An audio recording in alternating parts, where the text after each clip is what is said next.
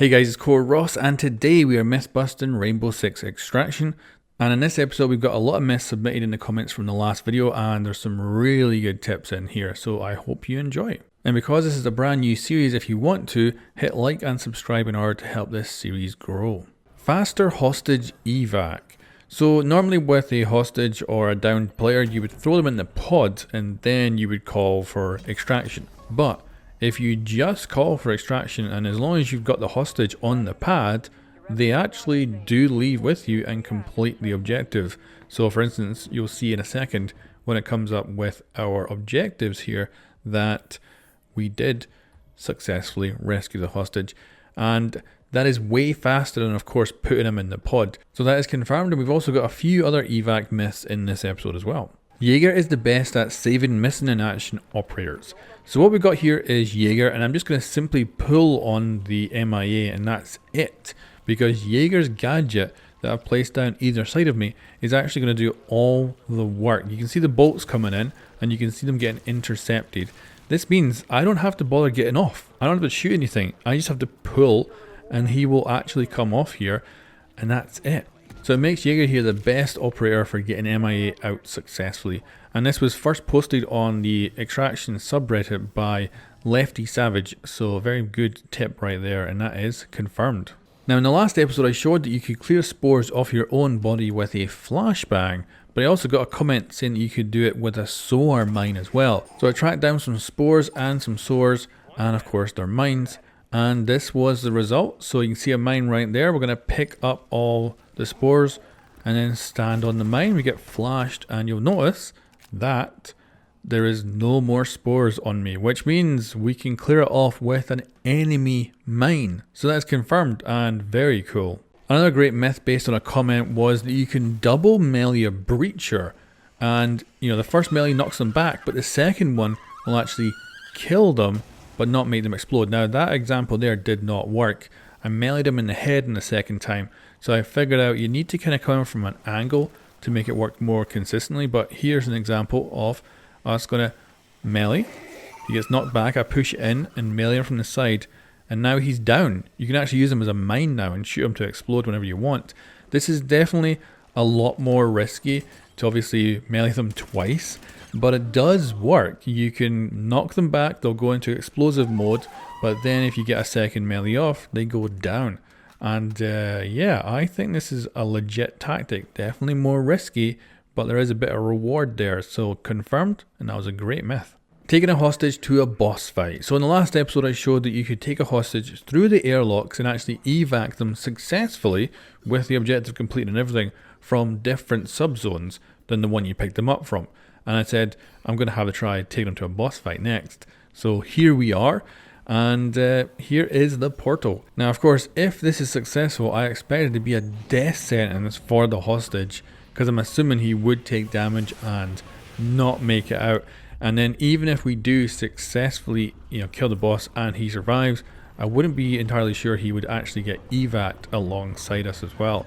But here we are, we're going through the portal and we have arrived, and he's gone. No hostage, so I assume we left him back at the portal, or her, to probably not be in a good time. So unfortunately that one is busted.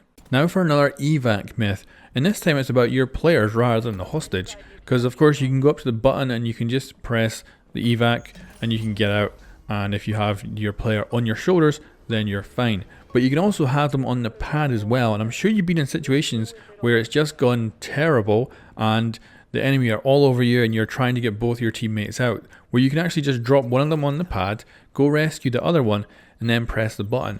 And this will actually evac everybody. And I'm sure you'll be in that situation where you're trying to put them in the pod, the enemies are getting closer, you maybe successfully get them in, but then you can't evac yourself quick enough and you end up dying. Well, in this case, you can skip the whole animation of putting them in the pod, and then you actually get out successfully, which I actually did the very first time I played this game like 9 months ago on early access, and managed to get two of my teammates out because I didn't put them in the pod. I just simply pressed the button for evac when I got both of them back to the helipad, and it worked, and it still works. It is confirmed. But of course, be noted that if you put them down on the pad, you do need to evac. If you end up dying, then all of you go MIA. So of course, if you can put them in the pod, that is the best move. That 100% means they are safe. Fuze can place his cluster charge on the airlock door. So this is really good and actually a total legit strategy. So say you have a boss that is just too difficult to take down, at least in a easy open environment. You can actually lure them into the airlock and then you can lock them inside. And of course they cannot get through that airlock door. But amazingly, Fuze can. Now this probably makes the airlock a little bit less effective. But yeah, he can actually fuse into the airlock and do a lot of damage to enemies that are in there. So if you do want to get someone in there and just lure them in, you can take them out very simple. So yeah, that is totally successful, and I can see in the future with additional content from this game that this might be a strategy that will be very useful if there's any new enemies that end up being really tough. The last gadget you unlock is the laser for your gun, which you can use to clear sprawl, but also it does do damage as well, which means you can clear off spores with it and you can even damage enemies with it. But because you can destroy spores with it, you can actually take the spores off your own body as well with the laser. Now it's inconsistent, you have to basically jam yourself up against a wall and laser yourself, but it does work. However, sometimes the spore is on your back and you cannot clear it off by yourself. So it definitely does destroy spores, which is good to know. And I would say it's plausible for actually clearing it off your own body, because sometimes you get lucky and you can, but other times you're not so lucky. You can fuse a reinforced wall. So of course this game spun off from Siege many years ago before Fuze could actually fuse a reinforced wall, but here we are, and I love the fact that this game allows it.